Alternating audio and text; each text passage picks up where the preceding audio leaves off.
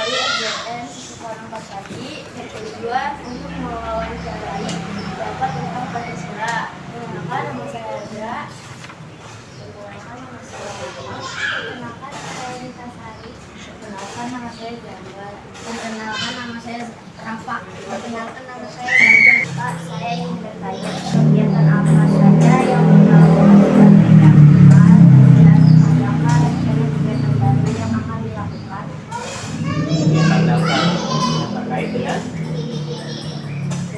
apa saja yang bakal lakukan sebagai gantian dan adakah rencana kegiatan baru yang akan dilakukan?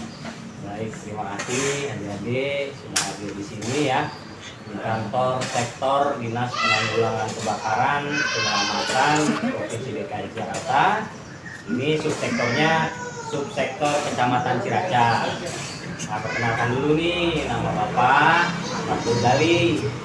Kebetulan Bapak dipercayakan sebagai Kepala Satuan Tugas di Kelurahan Ciracas. Jadi sekali lagi terima kasih adik-adik yang berbahagia yang dimuliakan oleh Allah Subhanahu wa Ta'ala sudah mau mampir mengenai pertanyaan yang adik sampaikan tadi. Kalau tugas-tugas yang sudah selama ini kita laksanakan itu banyak sekali. Utama pokoknya kami itulah adalah penyelamatan, pencegahan, penanggulangan kebakaran. Apa saja dari penyelamatan yang sudah kita lakukan? Banyak sekali halnya. Ada penyelamatan hewan, ada penyelamatan manusia. Nah, yang hewan apa saja Pak? Yang hewan itu terdiri dari misalkan ada ular masuk rumah, itu bisa adik-adik panggil pemadam kebakaran. Biawak, tahu biawak? Nah, biawak juga kadang-kadang suka masuk rumah. Itu juga bisa dilakukan oleh pemadam kebakaran untuk penyelamatan atau evakuasinya. Terus kemudian adik-adik lihat sarang tawon. Nah, sarang tawon juga bisa dievakuasi oleh bapak-bapak pemadam kebakaran. Ada ada alat pelindung dirinya tersendiri. Terus kemudian penyelamatan manusianya apa lagi Pak? Misalkan penyelamatan manusia itu terjadi pada korban-korban banjir misalkan, kita evakuasi nih korban-korban banjir. Terus kemudian mohon maaf apabila ada orang yang ingin mengakhiri hidupnya dengan cara yang tidak baik, misalkan dari lompat dari atas gedung, itu juga salah satu jadi tugas pokok kami.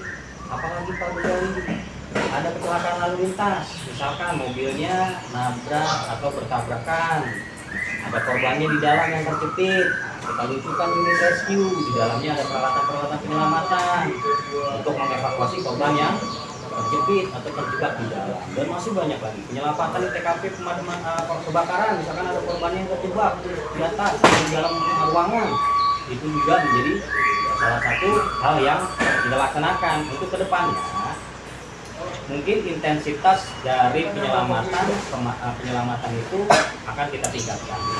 Yang kedua, mungkin peralatan-peralatannya harus dicanggih lagi nanti. Sementara ini kita masih punya alat penyelamatan mobil tangga atau mobil snorkel yang tingginya kurang lebih sekitar 104 meter. Tinggi sekali tuh, bisa mengevakuasi orang yang ada di atas gedung dalam ketinggian 104 meter. Kemudian apalagi mungkin sosialisasinya yang akan kita lakukan secara intensif.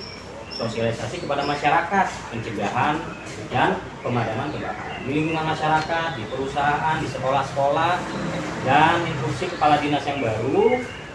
Insya Allah nanti para satgas akan berkunjung ke sekolah-sekolah terkait kebakaran SD yang ada di Duren Sawit kemarin. Adik-adik dengar nggak kebakaran yang ada di SD Duren Sawit? Yang sekolahnya habis terbakar. Nah, itu atas perintah Bapak Kepala Dinas, insya Allah kedepannya kami dari para petugas pemadam kebakaran akan intens mengecek proteksi kebakaran dan berkoordinasi dengan pihak sekolah. Ada lagi ditanyakan? Kegiatan apa yang berhubungan dengan sila ketuhanan dan Dari tugas pokok pemadam kebakaran? Oh, sila ketuhanan yang Maha Esa adalah sila pertama ya. Dari tugas pokok pemadam kebakaran itu semuanya terkait dengan ketuhanan yang Maha Esa. Dan untuk kegiatan-kegiatannya yang ada di kami, khususnya untuk sila pertama ini yang terkait adalah setiap hari Kamis rekan-rekan semua operasional dari unsur bawah sampai atas sampai jajaran tertinggi itu mengikuti namanya bimbingan rohani. Ada binroh setiap hari Kamis dari mulai jam 8 sampai jam 10 pagi. Jadi bukan hanya harus fisiknya yang kuat para pemadam itu, mental dan spiritualnya juga harus bagus. Makanya ada kegiatannya, makanya bimbingan dan rohani. Dan kita semua melakukan apa yang diperintahkan oleh Tuhan Yang Maha Esa. Jadi setiap kegiatan, sebelum melakukan kegiatan juga harus berdoanya dulu. Kita juga harus bermunajat, bermohon agar tidak terjadi suatu hal yang tidak Enggak. Saya mau menanya, kegiatan apa yang berhubungan dengan sila kemanusiaan yang adil dan beradab? kegiatan di kami semuanya berhubungan dengan kemanusiaan. Nah, seperti yang tadi pertama Bapak jelaskan bahwa tupoksi pemadam kebakaran itu adalah penyelamatan yang pemadam. Sedangkan penyelamatan itu adalah berhubungan terkait banget tuh sama yang namanya sila kedua tadi. Semuanya kemanusiaan yang adil dan beradab kan. Nah, kemanusiaan bisa dikaitkan oleh tugas pokok kami yang pertama, semua jenis penyelamatan adalah upaya kami dalam hal melaksanakan sila kedua. Karena bukan hanya manusianya saja yang diselamatkan, tapi hewan pun kita bantu. Terakhir di sini malah ada burung dara yang kakinya dikasih pakai ring, terus ringnya kejepit di paha, burung dara tersebut bengkak kakinya, kita evakuasi juga. Jadi bukan hanya kemanusiaan, terhadap hewan pun kami sangat sangat tidak menutup kemungkinan untuk kami bantu, bukan hanya manusianya saja. Jadi kalau untuk sila kedua, hampir semua tupoksi pemadam kebakaran terkait dengan sila kedua, karena kami bergerak atas dasar hati